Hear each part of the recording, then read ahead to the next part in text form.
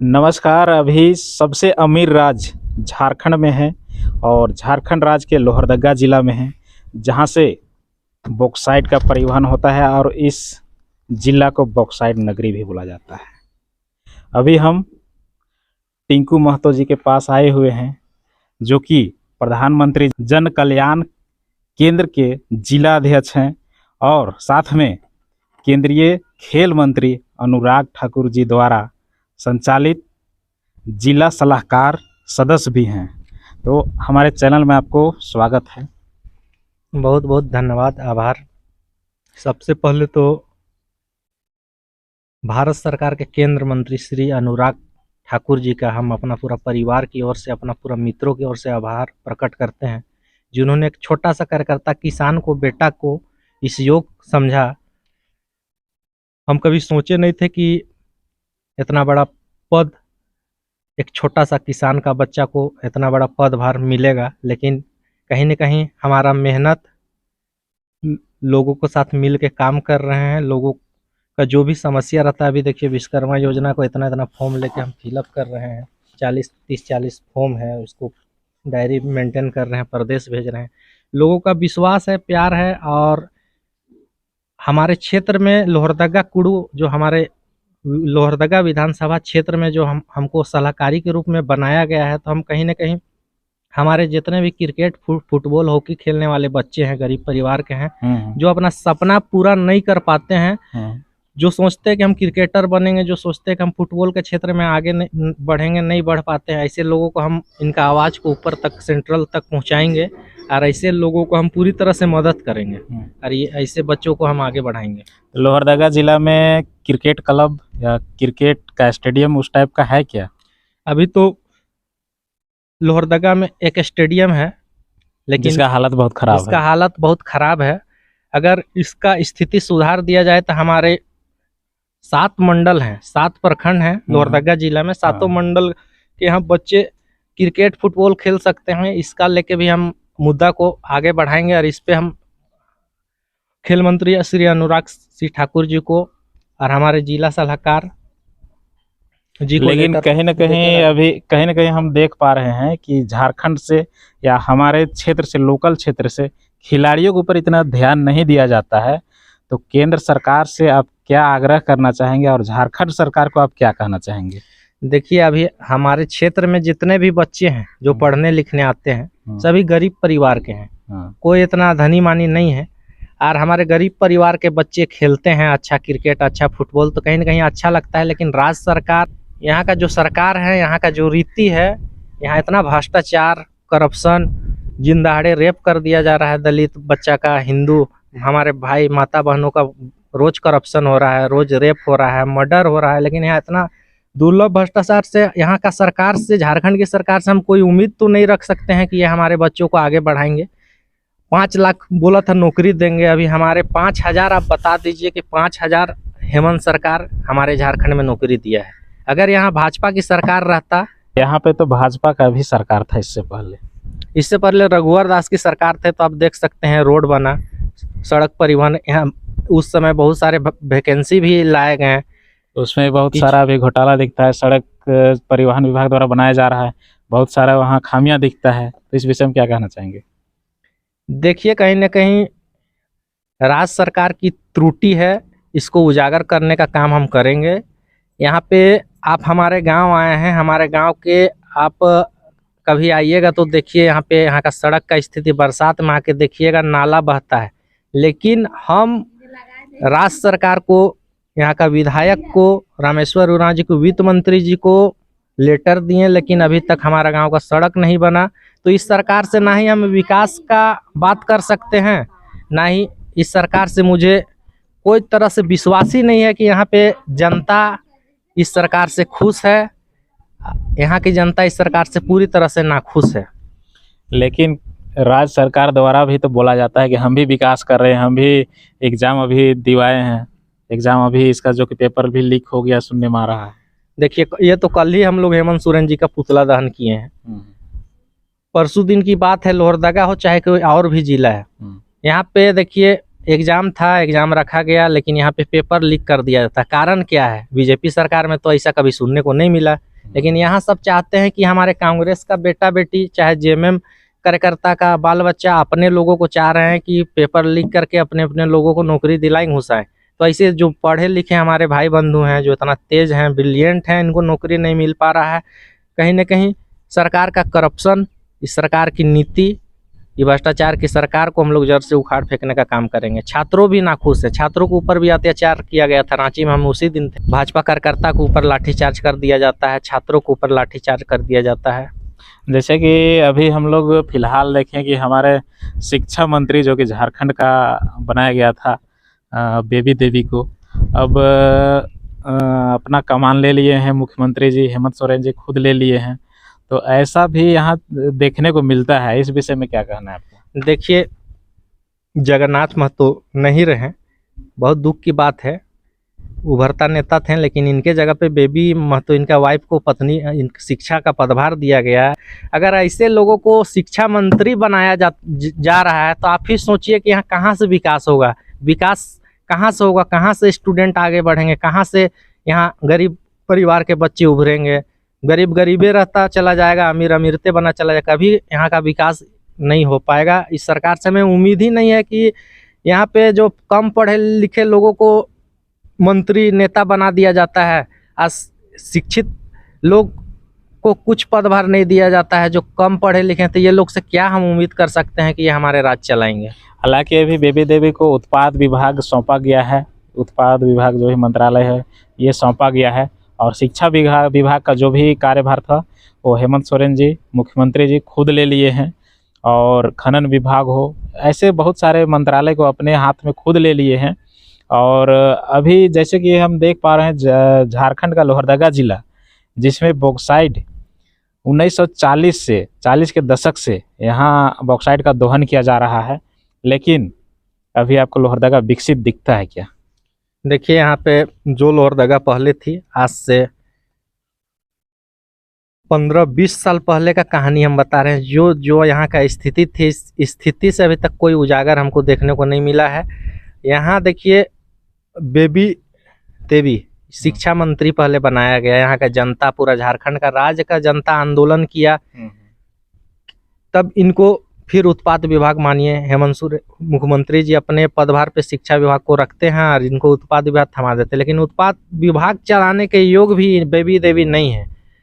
अगर इनको तो कुछ नॉलेज ही नहीं है, अगर नॉलेज है तो आके हमसे डिबेट में बैठे, पूछे हमसे 10 क्वेश्चन, हम भी अपना क्षेत्र का 10 क्वेश्चन मुद्दा उठाते हैं। यहाँ पे क्या विकास हो रहा है, क्या उत्पाद होता है, कितना खनिज का दोहन किया जा रहा है, सबका जवाब हमारे पास है। जैसे कि हम लोग सबसे अमीर राज्य झारखंड में है, और यहाँ का जितना भी खनिज संपदा है उसका हमेशा से दोहन होते जा रहा है और होते आ रहा है। लेकिन क्या लोहरदगा जिला या झारखंड राज्य का विकास और हो पाएगा? देखिए, माननीय मुख्यमंत्री हेमंत सोरेन जी और कांग्रेस का गठबंधन सरकार, अगर ये दोनों मिलाजुली सरकार यहाँ चलाएंगे, और अगर हमारे अभी तक हमारे क्षेत्र का जनता, हमारे झारखंड का जनता अगर नहीं जागे हैं तो अब जग जाएं। अगर ये लोग फिर सत्ता में आए तो यहाँ का जितना भी कोयला है, चाहे बालू है, चाहे खनिज संपदा है, सबको बेचेंगे। और बस ईडी का दौड़ा पड़ रहा है, माननीय मुख्यमंत्री जी के ऊपर 10 ईडी पड़ा है, इनका पीए सब तो यहाँ पे बस यहाँ का शोषण कर रहे हैं। और यहाँ विकास के नाम पे तो बात ही मत कीजिए, कोई चीज़ का विकास नहीं हो रहा है क्षेत्र में। जैसे कि आपने बालू का बात बोला, तो बालू में भी अभी बहुत सारा उसमें नियम कानून लगाया गया है, और जो भी प्रधानमंत्री आवास था वो भी बनना बंद हो चुका है। बालू का ढुलाई बंद हो चुका है, उसका चालान नहीं बन पा रहा है। इस विषय में क्या कहना है आपका? देखिए, बालू जो हमारे भाजपा की गवर्नमेंट थी, तो खुलेआम ट्रैक्टर वाले भाई बालू लाते थे। बालू लेने में आवास जो मोदी जी का था, पीएमजीपी आवास है, आवास बनाने में भी लोगों को दिक्कत नहीं होता था। लेकिन जब से माननीय मुख्यमंत्री हेमंत सोरेन जी का यहाँ पे सरकार है और कांग्रेस का सरकार है, तब से बालू का यहाँ पे कीमत सुनिएगा तो बोलिएगा बाप रे बाप। रांची में बालू का एक ट्रैक्टर का कीमत 7 से 8 हज़ार रुपया, हमारे क्षेत्र में 4 से 5 हज़ार रुपये बालू का कीमत है। आप सोचिए, बालू अगर इतना महंगा हमारे गरीब वर्ग के लोगों को मिलेगा तो यहाँ क्या विकास होगा। कहीं न कहीं जो रघुवर दास की सरकार थी उसमें भी कुछ खामियां थी, जिस कारण से उसको पद छोड़ना पड़ा या जनता द्वारा उनको हटाया गया। इसमें आपका क्या कहना है, क्यों उसको जीत नहीं मिला उस समय? देखिए, रघुवर दास जी को पद नहीं छोड़ा गया, अभी ये गवर्नर बन चुके हैं रघुवर दास जी। कहीं न कहीं इलेक्शन में तो बीजेपी का हार हुआ था ना। बस बीजेपी का हार होने का बस मेरा हिसाब से तो एक ही कारण नज़र आता है, बीजेपी का हार होने का। बस आसू के साथ हम लोग गठबंधन नहीं किए, कहीं न कहीं गलती हुई थी उसमें। थोड़ा सा बस ये हमारे हिसाब से लगता है कि आसू से अगर हम लोग गठबंधन करते तो हमारे 8 से 10 सीट हम लोग का और कन्फर्म बढ़ता और हमारे सरकार यहाँ पे फिर से बनता। अगला साल जो हम लोग चुनाव लड़े थे उस समय हम लोग आसू और बीजेपी गठबंधन में चुनाव पूरी बहुमत से यहाँ पे, उसके बाद रघुवर दास जी मुख्यमंत्री बने। लेकिन इस बार कहीं ना कहीं आसू से गठबंधन टूटने के कारण से थोड़ा सा यहाँ लोहरदगा विधानसभा भी हम लोग नहीं जीत पाए। बस आसू से गठबंधन रहता तो यहाँ पे भी हम लोग विधानसभा जीतते। जैसे कि हमारे देश में शिक्षा को लेकर के हम लोग हमेशा आवाज़ उठाया जाता है कि हमारा शिक्षा पद्धति, हमारा शिक्षा जो है वो अच्छा क्वालिटी का नहीं है। शिक्षा को बदलने के लिए अनेक प्रकार के कदम उठाए जा रहे हैं और भी उठाने की ज़रूरत है। तो शिक्षा पे आपका क्या कहना है कि हमको शिक्षा ये व्यवस्था बदलना चाहिए कि नहीं? देखिए, यहाँ का नेता ही अनपढ़ बन रहा है तो क्या यहाँ पे शिक्षा का विकास होगा। अगर पढ़ा लिखा तेज तरार व्यक्ति को शिक्षा मंत्रालय मिलेगा और शिक्षा, तब यहाँ पे बोल सकते हैं यहाँ के युवा आगे बढ़ेंगे, विकसित करेंगे, तरक्की करेंगे। लेकिन यहाँ पे देखा जाए तो यहाँ पे सिर्फ करप्शन है, घोटालेबाज है। हेमंत सोरेन जी आंख में पट्टी बांध चुके हैं।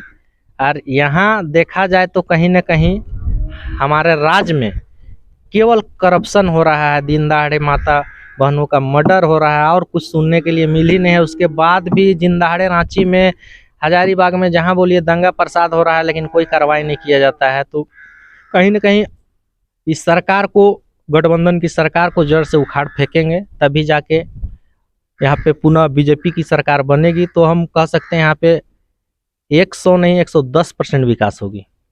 जैसे कि हम लोग राजनीतिक पे बहुत बात कर लिए, लेकिन अब चलते हैं झारखंड के विकास की ओर। झारखंड कैसे विकास करेगा? देखिए, झारखंड पे यहाँ पे देखा जाए हर क्षेत्र में, देखिए झारखंड हर क्षेत्र में पीछे है। हर क्षेत्र में झारखंड पीछे है, लेकिन यहाँ 40% जो है कोयला झारखंड से जाता है।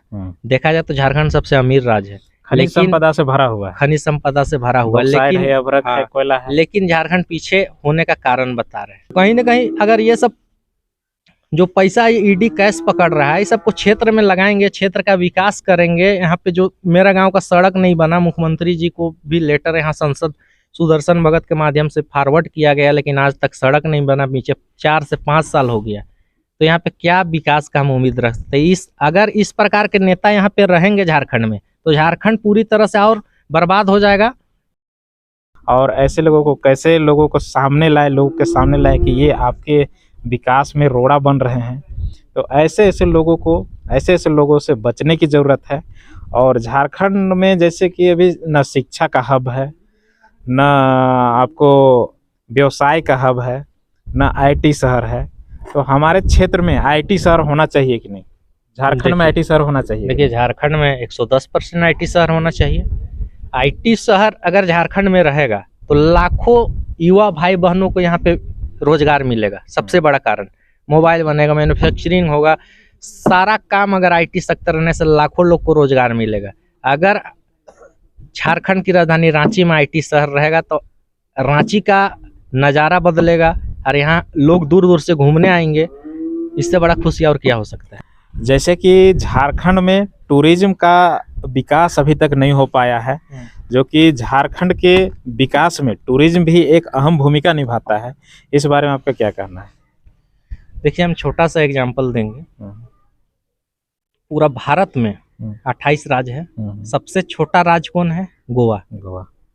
गोवा का ताकत देखिए, छोटा सा राज्य, छोटा सा सितारा राज्य। देखिए यहाँ पे दूर दूर से लोग आते हैं घूमने, यहाँ पे इंग्लैंड से, ऑस्ट्रेलिया से, कहाँ कहाँ अलग अलग कंट्री से लोग आते हैं। यहाँ का खूबसूरत, लेकिन झारखंड जिस प्रकार को झारखंड को लूटा जा रहा है, यहाँ झारखंड कोई छोटा मोटा स्थान नहीं है। हरा भरा झारखंड को बोला जाता है। ये नदी नाला पहाड़ पर्वत, हाय रे हमारा छोटा झारखंड, लेकिन यहाँ पे देखा जाए तो पेड़ कट रहा है, कहाँ से विकास होगा? दिन दहाड़े पहाड़ पर्वत टूट रहा है। इस सरकार का कहीं न कहीं नीतियाँ जो है, सरकार इस पर रोक नहीं लगा रही है। माननीय हेमंत सोरेन, आप लोग जैसे जैसे लोग आएंगे तो झारखंड का विकास अवश्य होगा। और जैसे कि हम बिजनेस सिटी बोला जाए या व्यवसाय सिटी बोला जाए या एजुकेशन का हब बोला जाए, हमारे लोग बाहर एजुकेशन के लिए जाना पड़ता है हमारे लोग को। तो क्या इससे निजात मिल सकता है? कब मिलेगा निजात इससे? देखिए, जब तक यहाँ पे भारतीय जनता पार्टी की गवर्नमेंट अगर बनेगी, तो यहाँ रांची में भी जब बीजेपी की सरकार थी तो यहाँ भी एक से एक लाइब्रेरी का व्यवस्था रांची में किया गया। लेकिन यहाँ पे जब तक अपना सरकार नहीं आएगा तब तक हम उम्मीद नहीं लगा सकते हैं कि इस सरकार यहाँ पे विकास करेगा और इस प्रकार के हमारे बच्चे को, हमारे भाई बहनों को यहाँ पे शिक्षा के क्षेत्र में आगे बढ़ने का मौका मिलेगा। जैसे कि रोजगार के विषय में अगर बात करें तो रोजगार हमारे झारखंड में अभी नहीं है, जबकि सबसे ज़्यादा अमीर राज्य हमारा झारखंड है, क्योंकि यहाँ खनिज संपदा भरा पड़ा है। लेकिन कहीं न कहीं हमारे लोगों को पलायन करना पड़ता है। पलायन कब रुकेगा? देखिए, जब तक उभरता हुआ नेता, पढ़े लिखे व्यक्ति को यहाँ पे जगह पे नहीं लाया जाएगा, अनपढ़ लोग यहाँ पे राज करेंगे, तो जाहिर सी बात है कि यहाँ पे पलायन होता रहेगा। हमारे माता बहनें सुरक्षित नहीं रहेंगे, इनके साथ शोषण किया जाएगा। अगर अच्छे लोगों को जगह पे लाया जाएगा, अच्छे लोग आगे बढ़ेंगे, पढ़े लिखे लोग राज चलाएंगे, तो जाहिर सी बात है इस प्रकार के ऑब्सोल्युटली इस प्रकार की चीज़ को रोका जाएगा, रुकेगा। कानून व्यवस्था की बात करें तो कानून व्यवस्था भी सुदृढ़ नहीं है। जैसे कि हम लोग डेली देखते हैं कहीं न कहीं कुछ न कुछ क्राइम होते रहता है, तो कानून व्यवस्था कम से कम सही होना चाहिए। बहुत ज़रूरी है कानून व्यवस्था हमारे झारखंड में बहुत ही ज़रूरी है। और झारखंड में नहीं है, हर जगह, हर राज्य में कानून व्यवस्था, हर जिला में बहुत ही मजबूती के साथ कानून व्यवस्था दुरुस्त किया जाना चाहिए। लेकिन यहाँ पे देखिए, दिन दहाड़े मर्डर हो जा रहा है, करप्शन कर दिया जा रहा है, रेप हो रहा है। यहाँ पे चरम सीमा आसमान पे है, कुछ हम बोल नहीं सकते हैं। जब तक ये कांग्रेस जेएमएम की गठबंधन सरकार यहाँ पे रहेगी, इस प्रकार की चीज़ यहाँ पे आपको देखने के लिए मिलेगा। और हो सके तो आने वाला समय में इससे ज़्यादा भी करप्शन बढ़ेगा।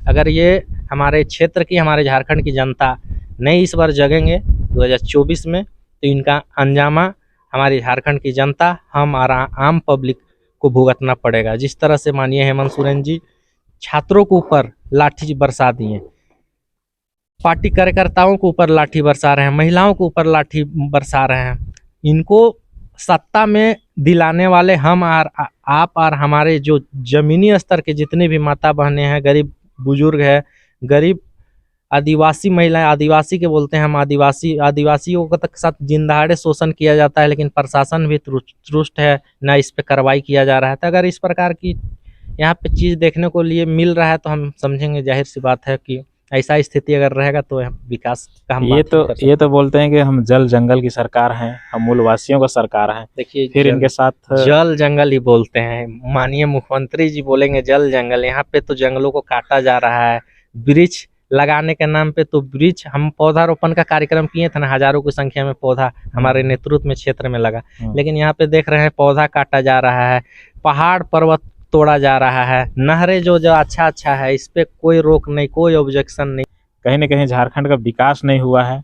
इसके विषय में हम बात करेंगे कि झारखंड विकास कैसे करेगा, क्योंकि हमारे पास भरपूर मात्रा में खनिज संपदा है और बहुत सारा हमारे साथ संसाधन है, जो कि अभी हमें सबसे ऊपर होना चाहिए था, या ऊपर नहीं तो कम से कम दूसरा तीसरा नंबर में होना चाहिए था, क्योंकि अभी हम बहुत नीचे हैं। देखिए, कहीं न कहीं इस बार तो जेएमएम कांग्रेस की सरकार है, 4 साल ये इन लोग पूरी तरह से सत्ता भी संभाले, लेकिन उस समय अगर बीजेपी की सरकार बनता तभी रांची कुड़ू जो हाईवे बना है अभी तक पलामू तक जोड़ा जा चुका रहता है, तो विकास होता कि नहीं, हम आप ही से पूछ रहे हैं। सड़क का विकास होता है, हाँ, लोगों को आने जाने में मदद मिलती। लेकिन यहाँ जेएमएम कांग्रेस की सरकार है और हेमंत सोरेन जी के नेतृत्व में हम मेरा एक गांव का सड़क नहीं बना 4-5 साल में। हम तो खुद नाखुश हैं कि कब ये सरकार इनकी नीतियों को उजागर करे, कब ईडी के गर्भ से में आए, कब हम लोग इनका आंदोलन करें। हम लोग तो खुद चाहते हैं कब इनका पुतला दहन करें। कल ही पुतला फूके, रोज बराबर एक सप्ताह 10 दिन में पुतला दहन करते हैं।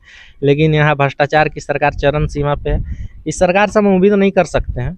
अगर हमारी सरकार बनेगी तो इस पे भी। तो जैसे कि आपका सरकार बनेगा या बीजेपी की सरकार जब बनती है तो क्या जो पलायन है रुक जाएगा क्या? देखिए, पलायन पूरी तरह से तो नहीं रुकेगा। आप बोलिएगा पलायन रुक जाएगा, हाँ, लेकिन हम बोल सकते हैं ये जो अभी की जो मात्रा में पलायन हो रहा है, अभी जो मात्रा में हो रहा है 50% तो हमारे सरकार बनने के साथ हमारे जो भी मुख्यमंत्री रहेंगे इस पे ऑब्जेक्शन डालेंगे और धीरे धीरे करके रुकेगा। कहीं ना कहीं हमारे मजदूरों के साथ दुर्व्यवहार किया जाता है बाहर राज्यों में।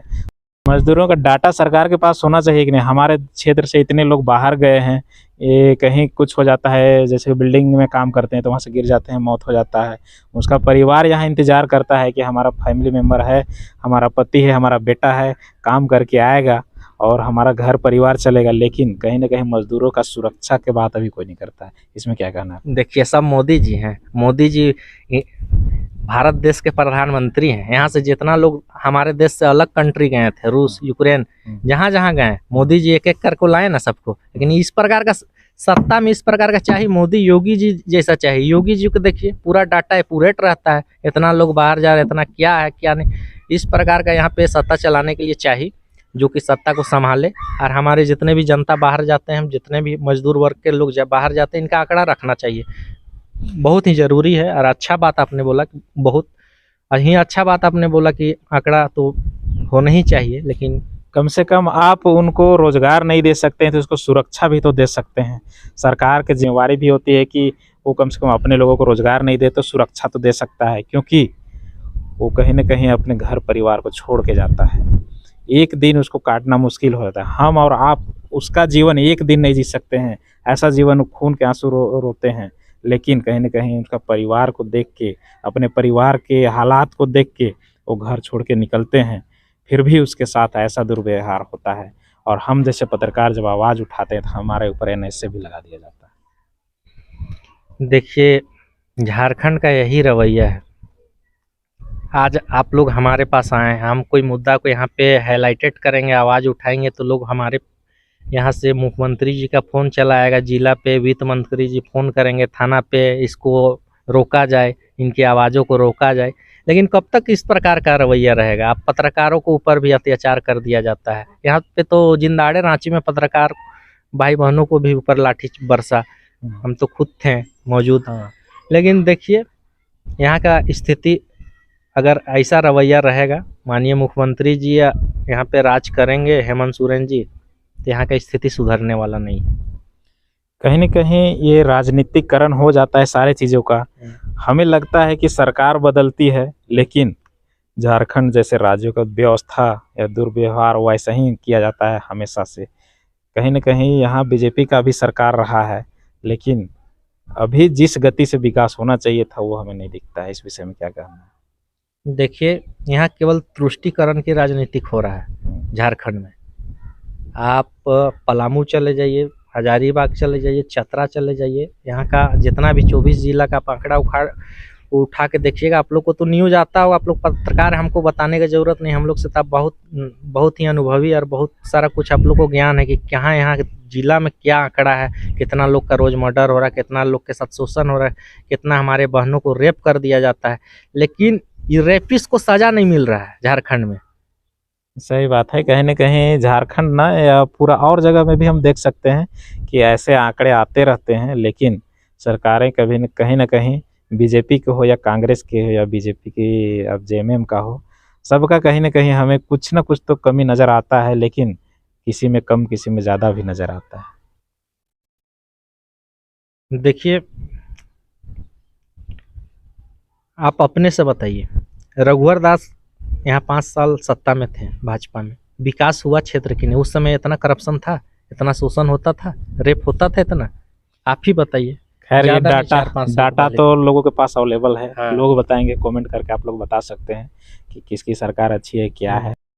अच्छा, आप कैसे लोगों का सपोर्ट कीजिएगा इस बार?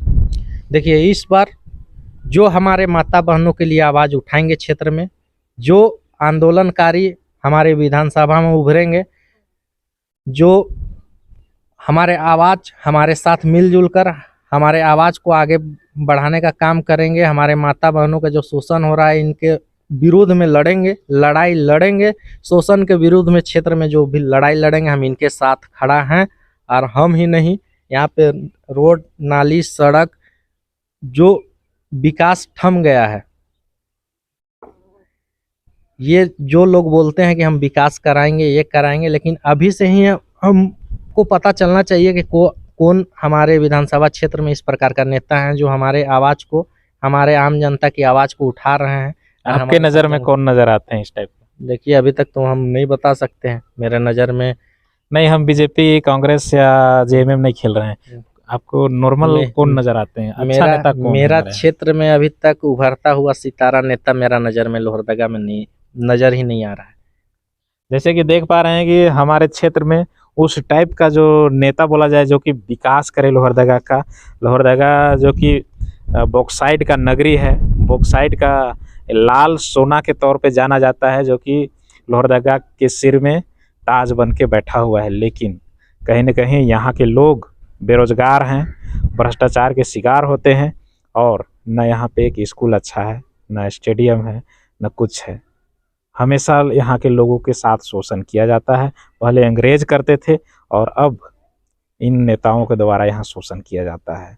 तो कब तक लोहरदगा का विकास होगा, इस बारे में आप कुछ अपना राय रखें। मेरा कहना है, हमारे क्षेत्र में पलायन रुकनी चाहिए, करप्शन रुकनी चाहिए, मर्डर रुकनी चाहिए। और अगर तेज तरार युवा उभरता हुआ नेता, पढ़े लिखे लोगों अगर इस प्रकार की आवाज़ उठाते हैं और इनका आवाज़ को भी दबाने का काम ऊपर से किया जाता है, लेकिन इस बार जो हमारे क्षेत्र में आवाज़ को उठाएंगे और जो हमारे माता बहनों, जो गरीब परिवार के वर्ग के लोगों हैं, इनके साथ शोषण किया जाता है, जो इनके आवाज़ों पे खड़े रहेंगे, हम इनके साथ खड़ा हैं। और टिंकू महतो ही नहीं, हमारे प्रधानमंत्री जन कल्याणकारी जागरूकता अभियान के जितने भी कार्यकर्ता हैं, हम सब इनके साथ खड़ा हैं कि इस शोषण की लड़ाई में, इस आंदोलन की लड़ाई में हम उस उभारता नेता के साथ खड़ा रहेंगे जो हमारे परिवार, हमारे क्षेत्र की, लोहरदगा क्षेत्र की हमारे एक एक महिलाएं, एक एक हमारी बहनें हमारी अपनी हैं। अगर इन लोगों के साथ इस प्रकार का दुर्लभ किया जाएगा, इनके साथ खुलेआम शोषण किया जाएगा, रेप किया जाएगा, तो ये हम नहीं, कोई बर्दाश्त नहीं करेगा। ये समझिए कि हमारे बहन के साथ इस प्रकार का दुर्लभ किया है। जो इनकी आवाज़ को उठाएगा, जो इनकी आवाज़ के लिए आंदोलन करेगा, हम इनके साथ खड़ा हैं। कहीं न कहीं कमल किशोर भगत जी में ये नज़र हमें आता था, जो कि हमारे बीच अभी नहीं रहे। इनके बारे में क्या कहना है? देखिए, कमल किशोर जी बहुत ही अच्छे नेता थे। बहुत दुख की बात है कि नहीं रहे, लेकिन कमल किशोर जी लगातार क्षेत्र में आवाज़ उठाते थे और हमारे लोहरदगा के बहुत ही अच्छे और उभरता सितारा थे। अगर ये आज जीवित रहते तो हम सुनिश्चित रूप से बोल सकते थे कि इनको चुनाव में टिकट मिलना आजसू से कन्फर्म था और ये चुनाव लड़ते। इस प्रकार के नेता अभी मेरे नज़र में इनके जैसा लोहरदगा में एक भी नेता नहीं है। तो कहीं न कहीं जैसे कि हम टिंकू महतो जी के पास आए हुए हैं और इनका घर में हैं अभी, और इनके विचारों से हमें ऐसा लगा कि इनके जैसा लोग इस ज़िला में और भी लोग रहेंगे तो लोहरदगा ज़िला का, झारखंड राज्य का भी विकास ज़रूर होगा। बाकी बात, हमारा प्रयास आपको कैसा लगा हमें कमेंट करके ज़रूर बताएं। जय हिंद।